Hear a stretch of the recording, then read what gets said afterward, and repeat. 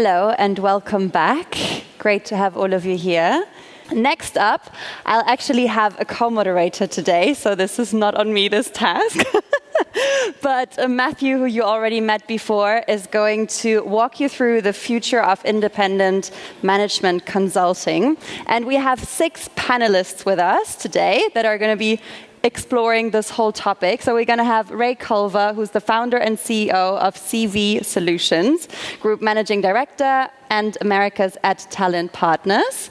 Next up, we're going to have Abeer Qumsieh, who's the founder and CEO of Küpper. Then we're going to have Alp Sezginsoy, I hope I pronounced that correctly, who's the founder of Experta. Then we have David Küpper, who's the managing director at Expert Powerhouse GmbH. And we're going to have Kacper Pupin, who's the vice president and co-founder of Retigate. And last but not least, we have Charlotte Gregson, who's a startup advisor, accredited mentor at the Portfolio Collective. So please welcome them on stage and have a great conversation, all of you. All right, how is everyone feeling? People look, got some energy. We have coffee. People have coffee? Okay, good. Listen, this is an extremely exciting panel, especially because I've yet to see such incredible founders all on one stage. So I get the honor to mostly be quiet and let them do all the talking because they're the real experts here. So we are going to start with a very, very basic question, and that is, how is it going in your region and your industry? Abeer, I will start with you, the best freelance platform in the Middle East. How's life on your end? All right. Pleasure to be here, everyone. Just flying off from Jordan, where I live. And my market is the Middle East. And for those of you who are interested in this region, the Middle East consists of 10 countries, 6 of them in the GCC area and 4 in Levant. Most interesting 2 markets in the Middle East are Saudi Arabia, obviously, and UAE. For those of you, did you hear the news yesterday? Fresh news out of the oven? Yes, no? Mega projects announced in that market. So, khibrati is the Arabic word for my expertise, which is our company, my co-founder over here, Caroline, with the beautiful hair, saying hi. Basically, we started this company around 3.5 years ago, born from a consulting firm called Better Business, a sister company, and we believed big time in the freelance opportunity. Of course, the market is still learning, and we're catching up, learning from Europe, United States, Turkey, and everyone over here. And we're big fans of collaboration and cooperation. The market has been so interesting. We're learning a lot, and there's, just to put a bit of perspective to that market, if you know a bit about the Middle East, for example, Saudi Arabia has something called the Vision 2030, and a lot of countries in the Middle East have the same. But for Saudi Arabia Vision 2030, they announced projects with the amount of 3 trillion.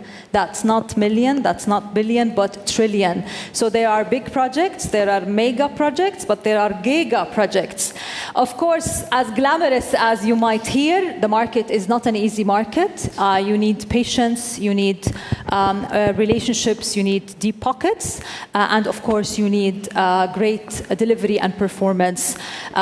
We've been navigating the markets, delivering great experts, and what we basically bring is global talent. There's a lot of shifts, Matt, in the market, and the shifts, of course, as you know, there's a lot of changes, transformation, so there's much interest on digital transformation, org design, tourism, of course. We've never ever heard before you go for tourism in Saudi Arabia. Now you can do that. Of course, UAE also has a great advantage, a lot of demand from government projects, as well as all the surrounding countries. So it wasn't easy navigating that market, especially me and my co-founder. We don't live in, for example, Saudi Arabia or UAE, but we have a great grip on the market. We're growing steadily. We're doubling each and every year, and we're collaborating with great platforms, as all these great guys here and ladies, and as well as great experts and consultants.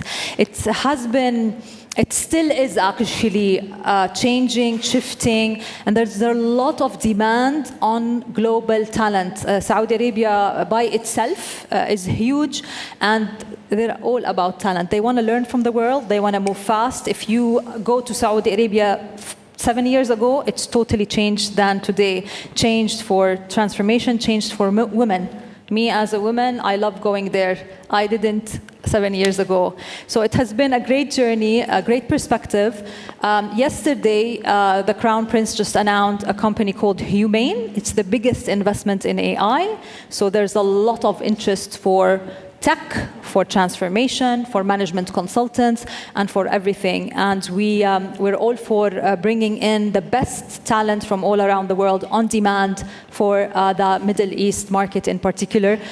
Just quick example to wrap up my note. We brought a great German expert who we had a request from a company in Jordan for that expert for an on-demand short-term project, who ended up becoming a full-time for 3 years now with that company. We also brought MAP to speak in a conference in Saudi Arabia, and we're all for working on the freelance market in the Middle East. And they definitely win the food wars, right? I think of course. Yeah. So. And I cook, by the way. I can host anyone coming to Jordan. Please ring me up, and we'll have great dinner at my home. All these people? Yes, well, of course. Perfect. That's how we Arabs are. So who here is coming from Poland? Do we have anyone from Poland? Okay. So we have your neighbor, and if there is an award in Poland, I promise you Kacper has won it. I'm really not kidding. Like every week there's a new award, right? Yeah, this is the LinkedIn PR, as you know. Yes. So, and this is the American bragging for him. But co-founder of Retigate, the leading consulting platform in Poland. What about you? How are things in your region and your industry? First of all, thanks for having me in this panel today. I'm very happy to share the experience. I believe that this panel is also structured so well by yourself, Matt, and thank you for this, that we really have the very nice split of different geographies and different perspectives, because we have also different maturity levels of the market themselves. So indeed, I can totally understand the challenges of Abeer, because indeed in Poland, Poland used to be a market that was maybe seen for many years, but used to be overlooked by many different players already present in this field. And indeed, around 5 years ago, myself and my co-founder Gregson, who was actually also invited to join us today, coming from the international consulting company, we decided that we would like to set up a place that really connects the top of the top freelancers and top management consultants from our region, from Poland, but in the broader scope also from the Central Europe, and connect them with the top companies. As you might know, Poland is the market that has grown in the fastest pace over the last 20-25 years in Europe, even one of the fastest growing countries in the world in the last years. With a lot of international investments, international companies developing in the market, but also the Polish ones as well. And there was definitely the demand on the market. I mean, before Retigate, you had just two choices to make in the market. If you want to get some top skills, top competencies on board, you either could go to a top recruitment agency, hoping that a person with a short notice period would join you. And on the other hand, you could go to a top-tier management consultancy, and the ones that know the market know how much it costs to hire a top-tier consultant from the Big Four or Big Five, we call it. So yeah, we set up the platform that is basically like a kind of a hybrid solution between the recruitment and the top consulting. So we have top consultants that you can get within 72 hours on board. You can involve them into any project. And what is so cool about this job is that on the one hand, we We, of course, connect them with the Polish companies, but we also manage to already, so to say, deliver them on the projects for more than 20 countries, to more than 20 countries. So basically, we also prove that the Polish know-how, I must say it, as a Pole, it's quite important for me, that we show it that the Polish know-how is also worth good money, that is also a valuable thing to share. We see Polish experts managing high-level projects in Mexico, in the US, some of them also in Saudi Arabia or in Turkey, as Alp will follow after me. So yeah, I'm actually very optimistic regarding the development of the market. We might be talking today about various challenges that we see, the geopolitics, we see a lot of uncertainty in the market. We don't know what the politicians will bring on the next day to the table. But at the same time, we see Poland and Central Europe as a growth market. We see actually growth year by year. There can be a bit slower, can be a bit faster, but the trend is clear. So yeah, I can only invite you to visit us and join us. Thank you.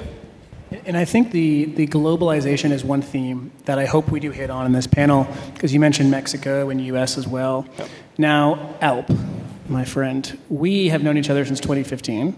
You started Expertera in 2012. Yeah. So the gray hair, I'm blaming on the industry, to be honest. And when you also... My hair was like similar to yours. I'm scared now. I'm terrified.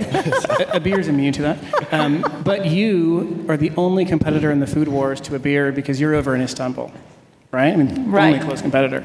Definitely not Germany, David, sorry. But Alp, in Turkey, what are you seeing, and especially from a consulting perspective, a little bit how you've navigated, because you've iterated multiple different business models and you name it.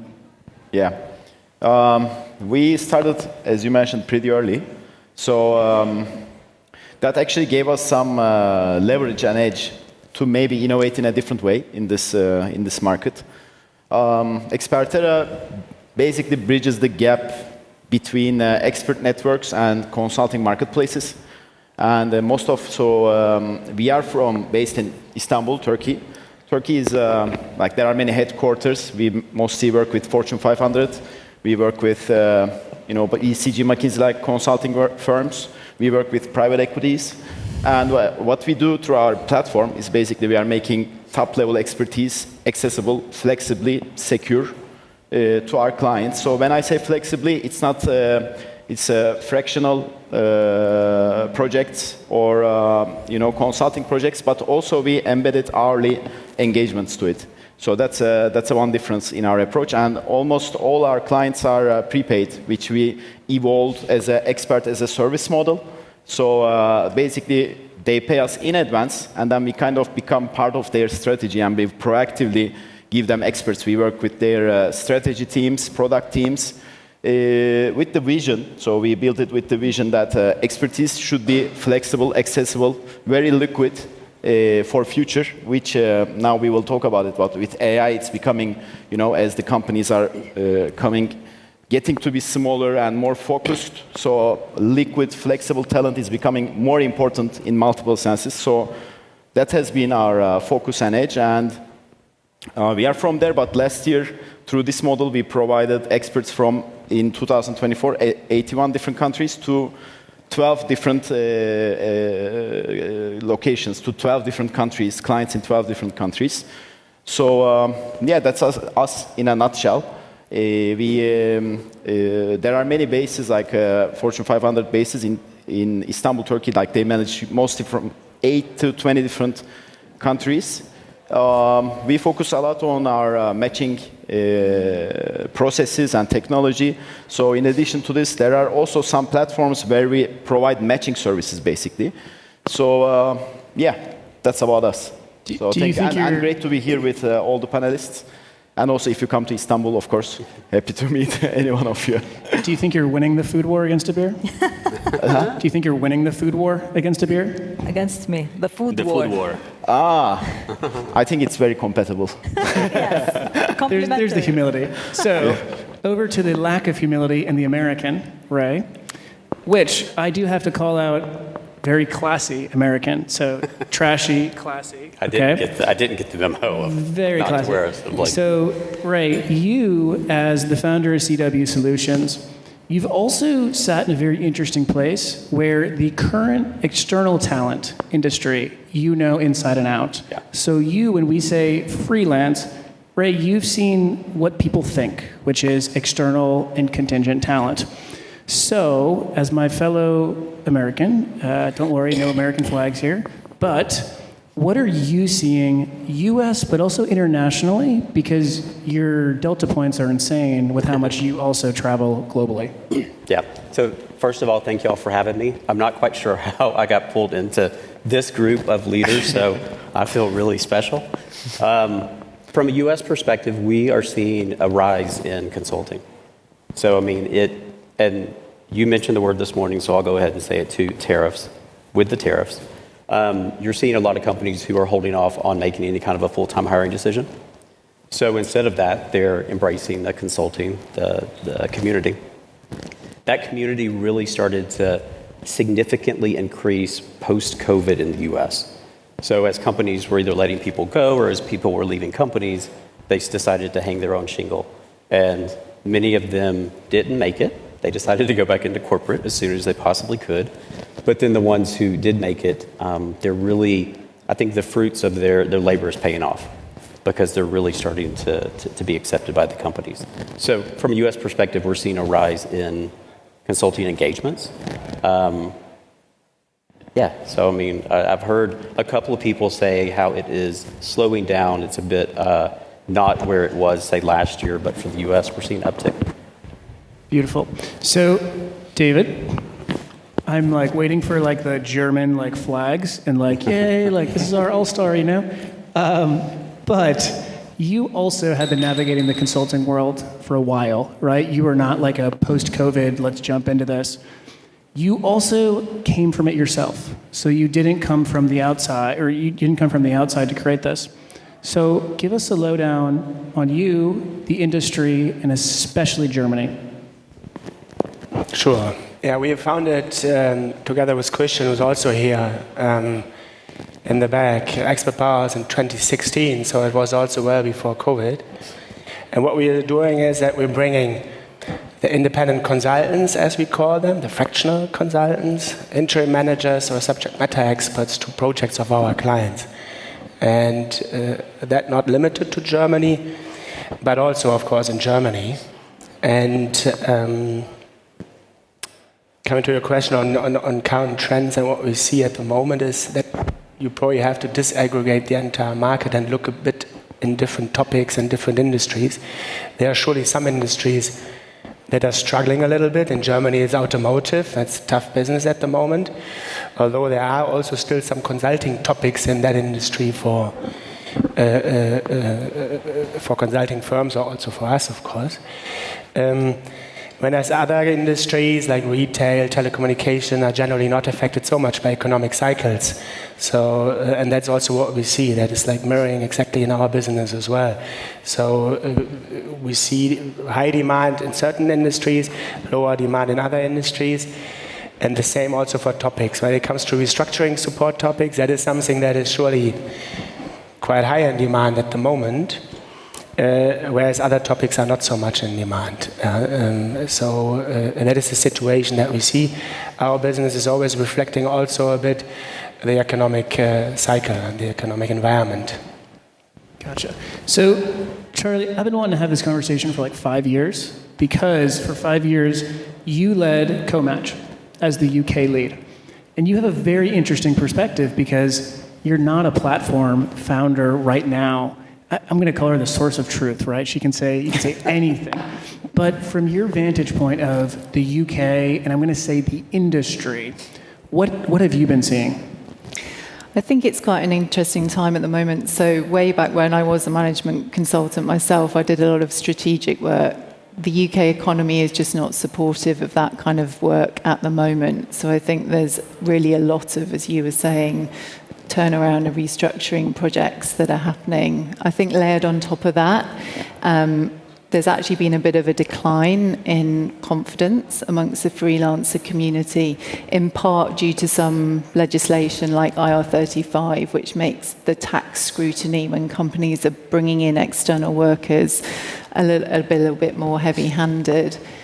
That said, I think there's actually still a lot of opportunity to be had in that kind of unstable economic environment for two reasons. Clients themselves have to be cost conscious, so they can't necessarily afford to bring in the traditional firms. That's where freelance or independent management consultants really offer a lot of benefit compared to the more traditional names like McKinsey and BCG. I think also then for the consulting firms themselves, they're having to offer, and we've seen this, a much broader or diverse range of service offerings.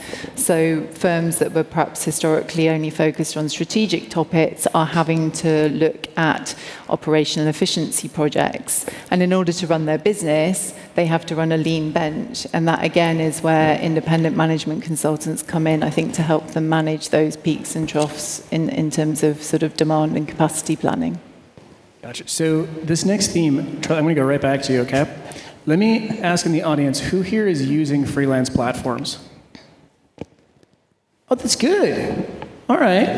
I was not expecting that, to be honest. I was expecting like two of you to raise your hand, and then I would say, you're lying, 40% of you are. But, so we're going to get into this theme of what is the role of freelance platforms. Now, because we don't have to really sell, because they're already using you. They might just yell at you versus not use you. But, Charlie, you mentioned tax. You mentioned restructuring.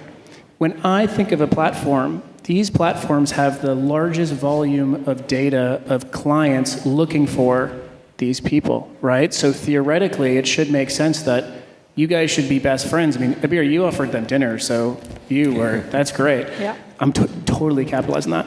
But Charlie, over to you. What do you think the role of a freelance platform is, and what will it be as we go forward? I think there's probably a few things that platforms can offer. At the core, for people that work for themselves, they're usually doing it because they love delivering the sort of work they do, but they may not love the business development side of it. I think, we met up earlier, we discussed amongst ourselves that kind of key source of finding work on behalf of freelancers, I think is one aspect. I think the second main benefit to finding work through a platform is the security. If you don't get paid on time, that's a real issue. And hopefully platforms have a good role to play in terms of managing that invoicing process. So I think for me, they would be the two things. And I've had the pleasure of building 4 different ones in the UK, of which CoMatch is obviously the best. One of the co-founders is sat in the audience. So, but yeah, I think those two things. I love it. So listen, you guys jump in, because I'm going to throw the next one at you, Alp, related to the same question. I'm going to ask that because you've been going since 2012. So the actual demographics of freelancers have changed significantly, right, over the past couple of years. So I'm going to ask you the same question. What do you think the role of platforms is? Okay, so I think freelance platforms, first we should look at platforms, right? I don't think it's on the core, it's very different. What we provide is very different from what Uber or Airbnb provides. It's trust, right? So let it be, how many people are freelancers here in general, right? And how many had payment problems, right? So that's security. So we have to provide freelancers with good clients, on-time payments, transparency, contractual, contractual, not benefits, but services, etc. So I think it depends on, it is based on trust. And that trust brings visibility, security, transparency. And through that, in our platform, we bring in additional features. So I think that's number one. Then, platforms are also marketplaces. So on one hand, you have the clients. On the other, you have the freelancers. So to both of them, we have to provide, good matching. So it has to be technology oriented, right? Because that's how for the client side, we provide okay, visibility, secure engagement, but also possible scaling of freelance engagements. So hourly, long-term, but they have to be able to scale through your platform, right? And at the same time, a freelancer has to be able to build their career, on a secure way through your platform. So I think that's all based on trust. And I can say, we can talk a lot about it. Like there are limitless features, but I think that's the essence of the platform. Yeah. And to those that raise their hand of having payment issues, I would add, you're not even seeing the payment issues that you don't know you have. And one of those leading payment issues is a company will say, I'm just not going to work with this person because they're a freelancer. I need a platform or an intermediary. Now, the German. David, what would you say to this question? And especially from a German context, my experience coming from the US and looking at the German market, there just seems like so much regulation. And if I was a company here, I would be so overwhelmed. So I can imagine that's part of it. But from your perspective, what is the role of your German platform? I see the points that were mentioned already. I see also that there is a specific role, that there are roles for the freelancers, but of course there's also roles from a client perspective, which is also very important. And Alp, you mentioned it also briefly. But of course, we as a platform, we also guarantee a certain quality for the platform. We are able to make changes as needed. We allow for full flexibility. We take care of all the accounting topics. And that involves also professional accounting, professional invoicing and the likes. And the freelancers benefit from it, but also the clients benefit from it. Clients generally don't like so much to engage themselves directly, single freelancers. They need it somehow channeled through one provider. And on that end, we can, of course, also help. And then, like security, specifically in Germany, we have specific regulations that have to be considered with regard to body leasing. We had this in the morning discussion a couple of times when it comes to Arbeitnehmerüberlassung and issues that are linked to it. So that's also good if you have a professional partner that takes care of all of this and makes sure it's safe. Gotcha. So, Abeer or Kacper, whoever talks first, okay? And you're going to get a 2+1. Role of platform. But then I also want you to tell us about this buzzword about AI. Now, the audience, you're welcome. I waited 20 minutes to use the buzzword. And so now either whoever wants to answer this first, but a 2+1. What's the role of platforms? But then also how is AI impacting both the platforms and the freelancers? So maybe I would start first. Yeah. Please. Okay. Well, all the points that you just mentioned, I think they are quite crucial when it comes to the role of the platform towards the freelancer. I mean, payment problems, providing projects, like providing the business continuity, so to say. But for example, in our market, such as Poland, where the maturity level is way lower than, for example, in Germany, we see our role also as to educate the freelancers regarding the leading standards when it comes to delivering the projects.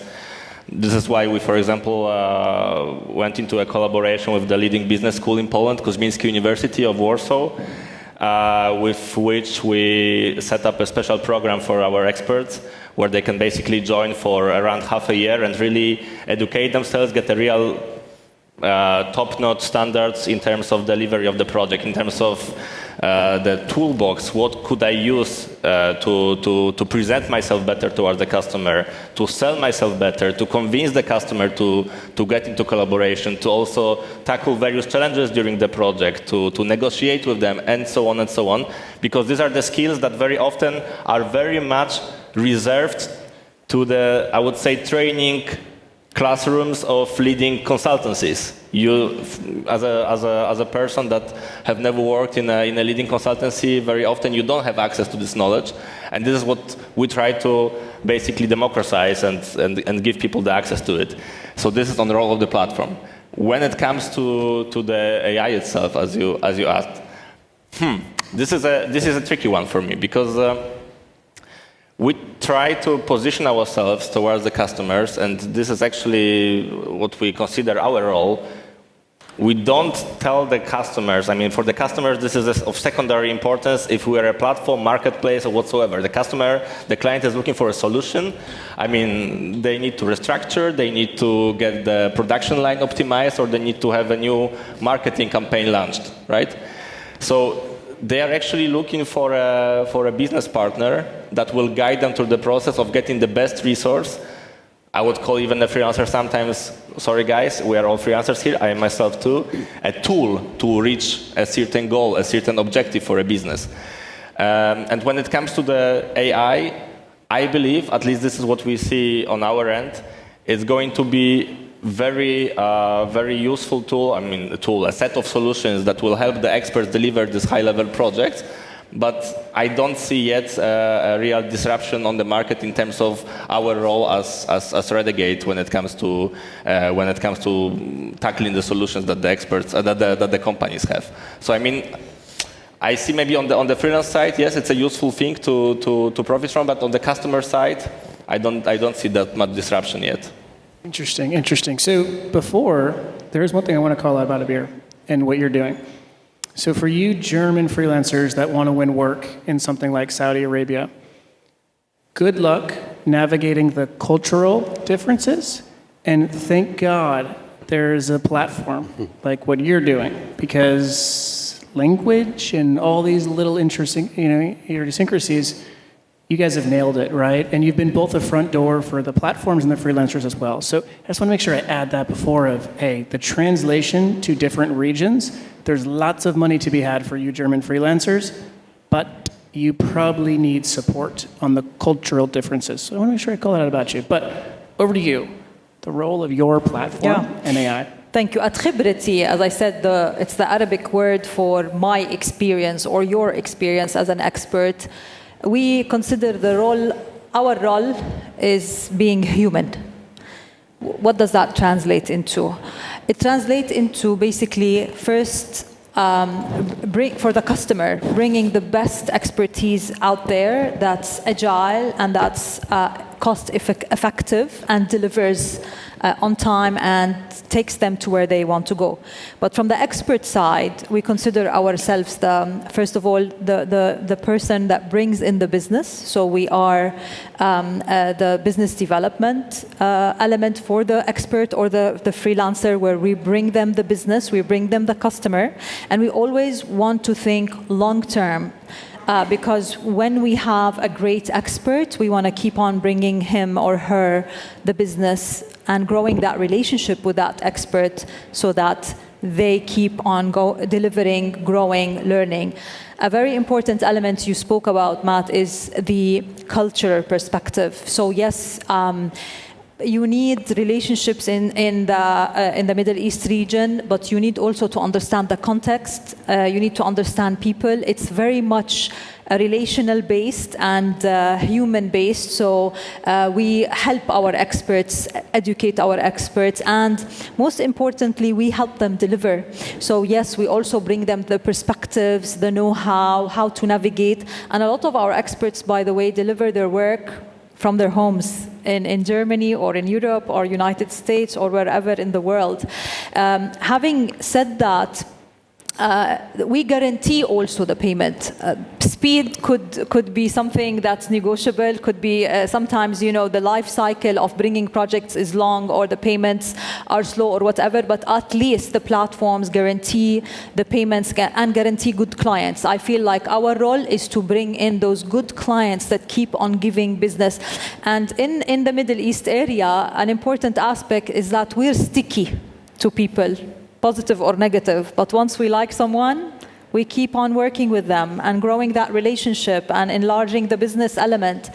And just to put a little bit perspective, and that's why the delivery and the proficiency and quality of what the expert provides to our client becomes very important, because if one expert messes up their job, we don't lose that project, we lose the client as a whole. So imagine the risks that the platform would take when working with an expert or bringing the expert to a client. So it's we love to look at it as a long-term, mutually beneficial business relationship through the triangle.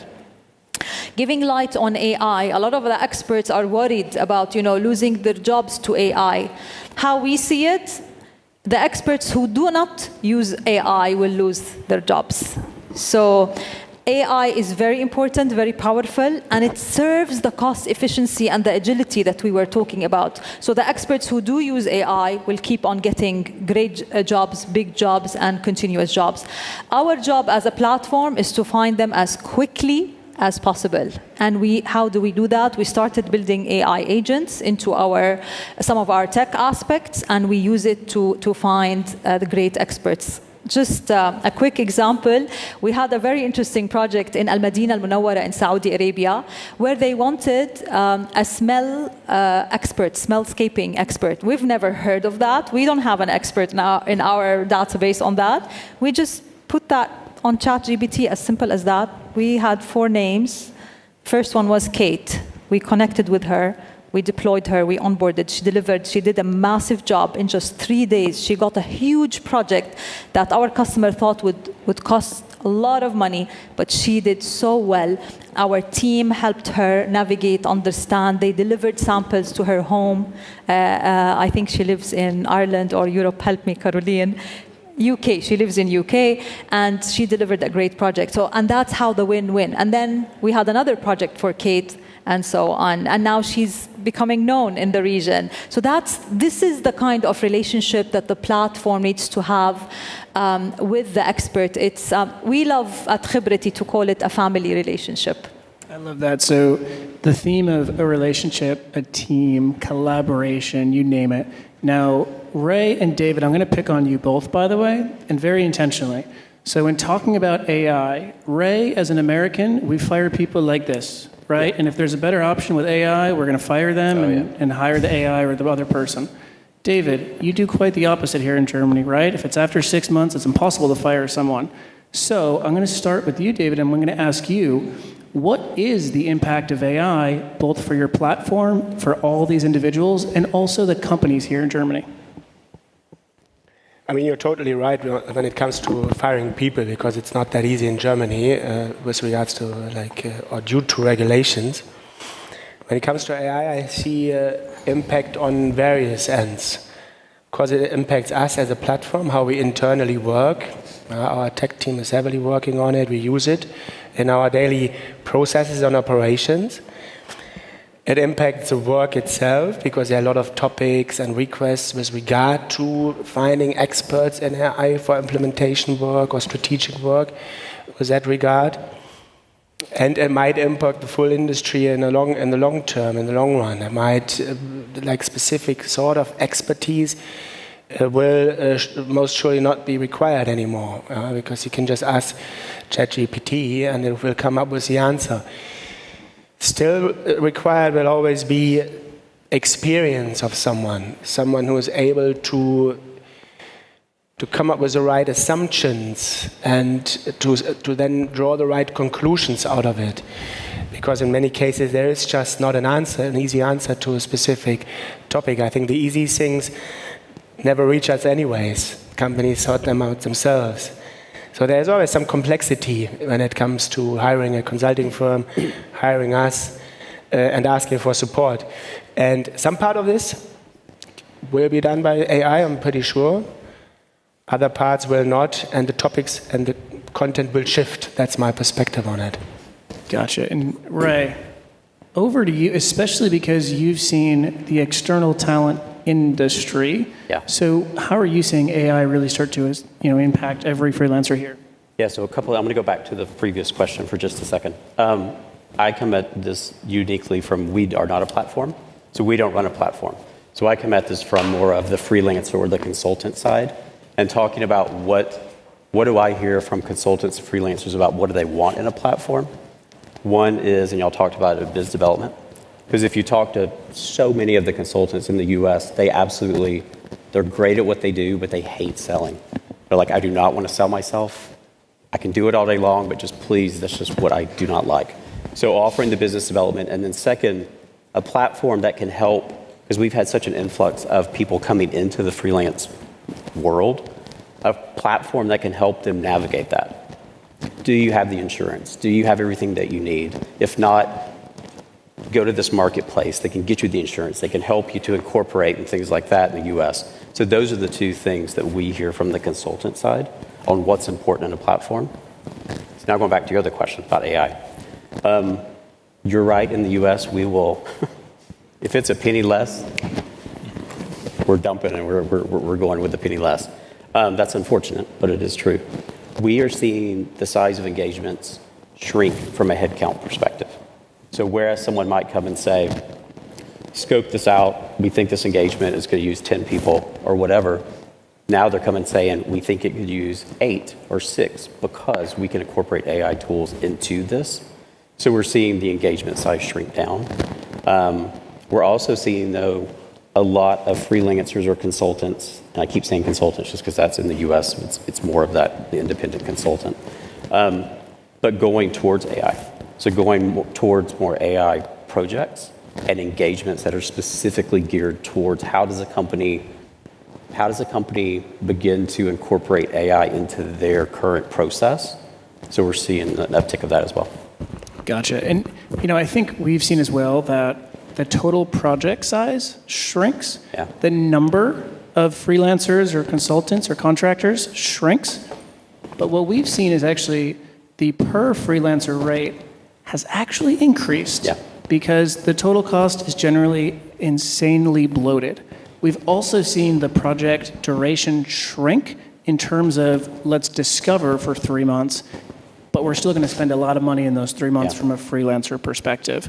Now, Charlie, you sit in a very interesting spot in London and the UK for me with this. I kind of think of you all as the in-between the US and Germany. So what have you seen from AI? I think AI, it's obviously, as you said, a big buzzword. I think it changes the dynamics of the consulting industry quite substantially because knowledge is no longer power, because that knowledge can be accessed by pretty much anyone. And so what that does is, I think, creates a shift from experts to more of a partnership approach, because what you're looking at then is behavioral transformation when you're supporting a business. It's not just about delivering solutions, it's about supporting sustainable change, using coaching to work with clients to make sure they can own and implement the transformation themselves. And so people or consultants are not just advisors, they become facilitators of growth. And that has some, really good long-term sort of sustainable benefits associated with that. And so for the moment at least, those are not skills that AI can replicate. It's the emotional intelligence, it's active listening, it's powerful questioning. That creates quite a different dynamic, I think, when you introduce AI into the ecosystem.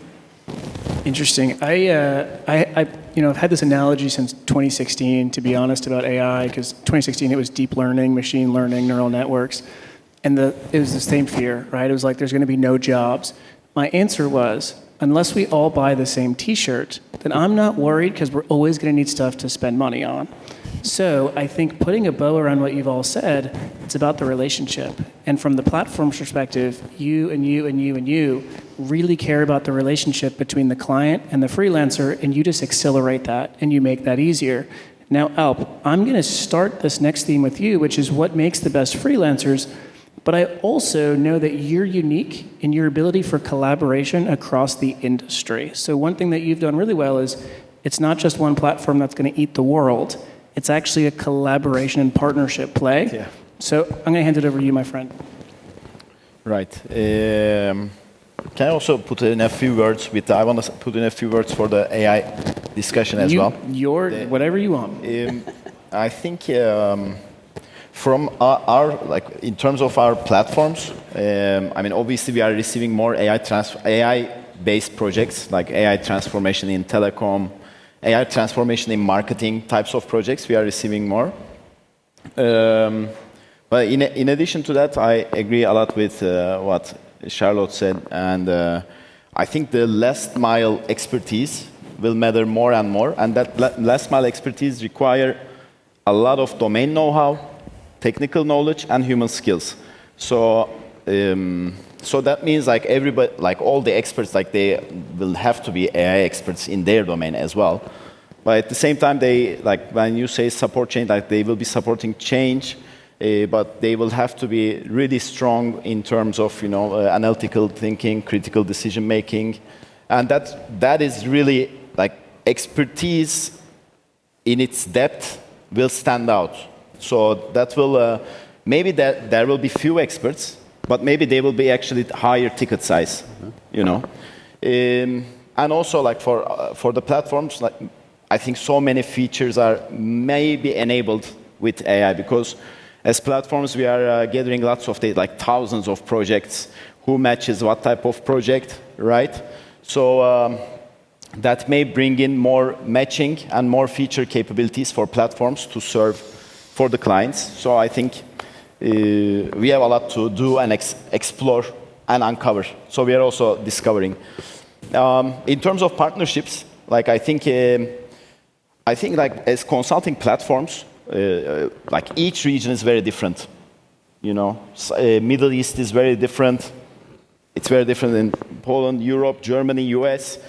I mean, think about like scaling, like McKinsey consultants from US probably wouldn't be able to have an office in Istanbul and growing and serving clients, right? So I think in terms of that, like it's still for our platforms, it's very important to understand your client, so that you do the right match. It's not completely technological. It's always human plus AI.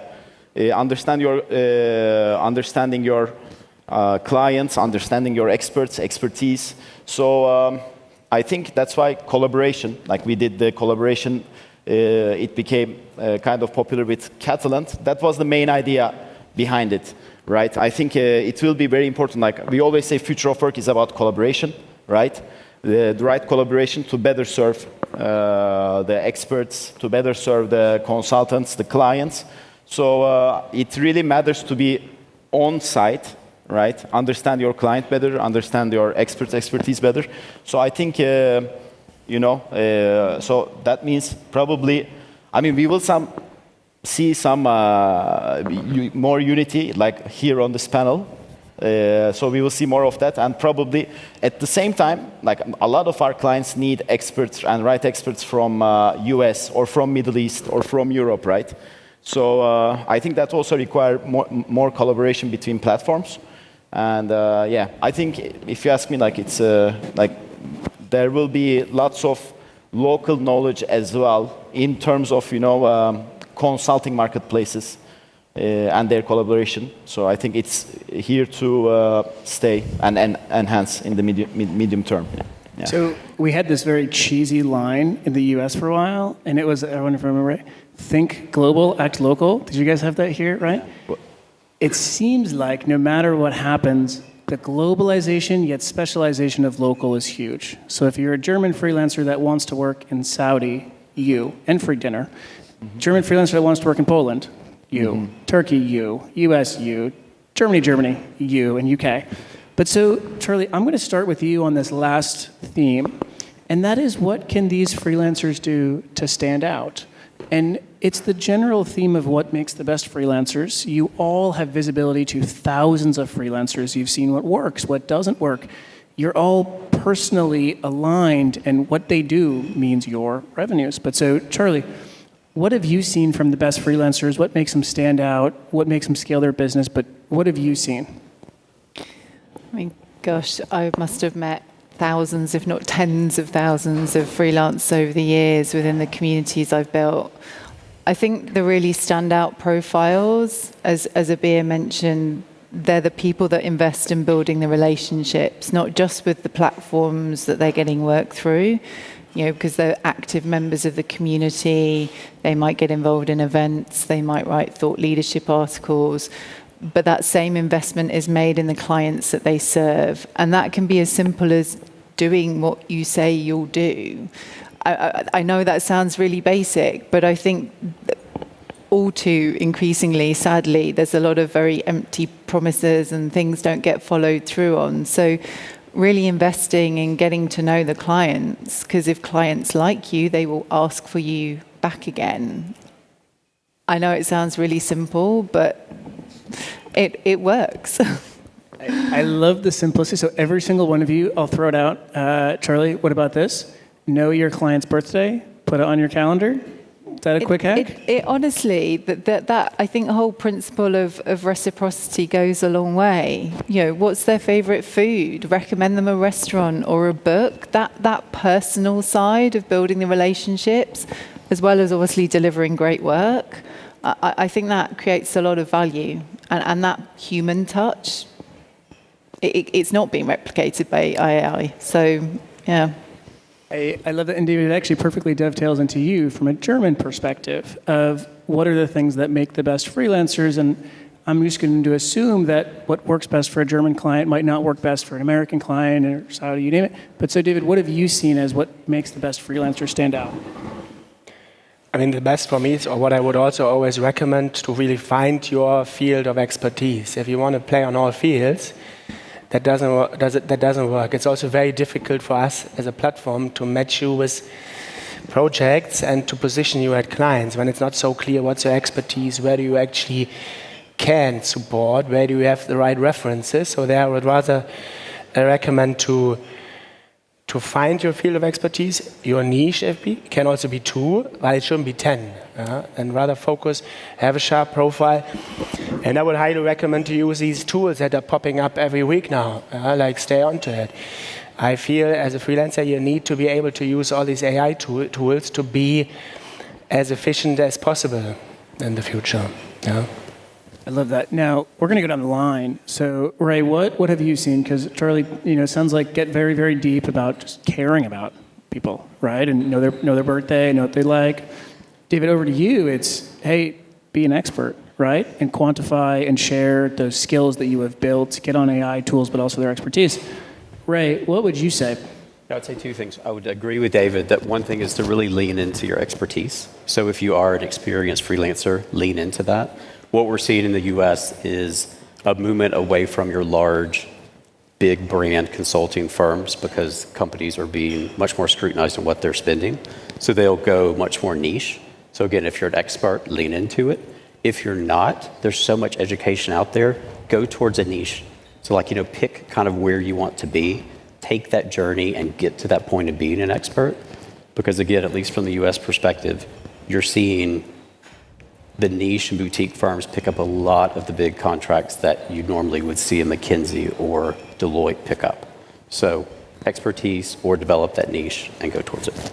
Yeah, I would second everything that you said. And Alp, what about you, bud? Yeah, I think very well said. I just mentioned the last mile expertise. So to do that, you have to be really strong in your niche, probably learn the new tools, but also be able to, there are many new projects, so be able to, at one point, very much able to customize your own expertise based on the project. But while you are able to customize, you have to be able to also productize your expertise as well. So it seems a bit contradictory, but actually it's not in a way. So yeah, and inevitably, more and more human skills needs to be, collaborating, working hands-on with the client will be more and more important. Gotcha. Yeah. And Kacper, before you answer, I just want to call out, there's been a 210% increase in hiring of freelancers in Poland. So what you say, I assume you guys are doing something right, but what would you say you're seeing from the best freelancers? Well, I think you all hit the point that I also had in my mind, and I see many freelancers, especially the ones that are new to the business, that they struggle with defining their expertise, their point of expertise, and really the niche, as Jure said. And what I always try to somehow tell them, and as a tip from our side, we also have a kind of guidelines, and also within our ed program that we developed with the university in Warsaw, what we try to communicate is that the customer or the client on the other side, it might sound quite harsh, but they don't care about all of your achievements from your life. Like they really would like to pay you for the job delivered in the very specific field, of the expertise, because this is where their pain point is. So if you were, I would say, a CFO that delivered who knows whatever saving programs and stuff, but if the customer would like to have a new controlling framework in place, focus on it and listen to the customer. Whenever I hear the business experts talking to the clients, and I hear them that they talk more than the client, him or herself, I already know that it's a deal breaker. Because if you don't ask questions, if you don't listen, if you don't really focus on the need of the side of the client, you're not going to be successful this way or another. You might get one project out of a miracle, let's say, but you're not going to have a real continuous business because you don't listen. If you don't listen, you don't adjust to the customer, to the client needs. And I know that it sounds easy. It might be possibly also tricky for myself as well. But if you don't overcome it, if you don't define this specific field of the expertise towards the customer, and you don't match it with the business need that is specified by the client that you heard, that you listened to, there's not going to be a match. It's harsh, but it's totally real. Clients care about one thing, and then 3 supporting points to that one thing. So, Abeer, over to you. What are you seeing from the best freelancers? Well, after all the great things you guys shared, I want to encourage everyone to come out of their comfort zone and try new experiences. The Middle East is yet to be discovered. It's an emerging market. And when I say new experiences, I mean, I've learned and know that here in Germany, for example, you're big on beer. And my name is Abeer. And Abeer, Abeer, that's how you can memorize it. And it means the nice smell of the flower, but if we fly you to Saudi Arabia, there's no alcohol over there. But it's a new experience. It's a different experience. We'll fly you to Saudi Arabia and then fly you to Jordan at my home and give you a great beer. So I just want to encourage you, really navigate, learn new things. I'm sure you know all the stuff about, delivering on your work, being the best at what you do. That 1% each and every day of challenging yourself and being better each and every day in that niche area, that's going to get you business, and business over business over business. But I want to encourage you to try new things, try new markets. You can still do the work remote with all the great tech that we have, but we'd also love to have you in one of the Middle East countries. Now, Abeer, they'll never be out of my brain, to be honest. And now when I look at you, I just keep thinking, Abeer. I will say, for those German freelancers, there is taps in Saudi Arabia, okay? I can confirm I've seen taps, and so maybe a project is to help bring alcohol to Saudi Arabia. Is that too crazy?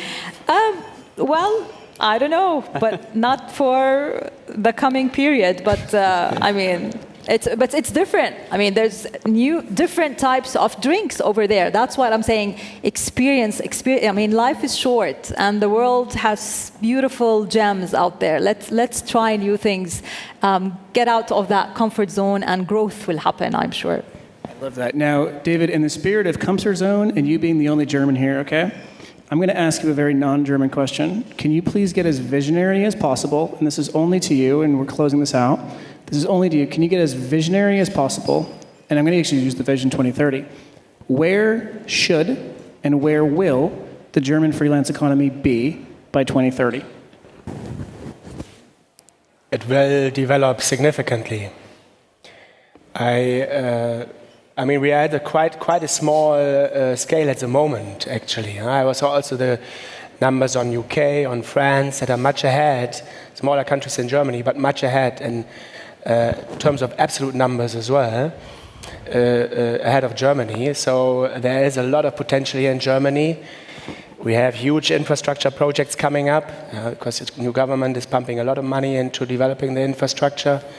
Into developing the defense sector and all these things. So that will stimulate the economy for sure. So I'm very positive on the development of freelance economy as well. I love that. Very German. Short, quick, to the point. And with that note, Abeer will give you all free beer, up to 1 on the Habrati card. But thank you all, and thank you most importantly to this incredible list of panelists. Thank you.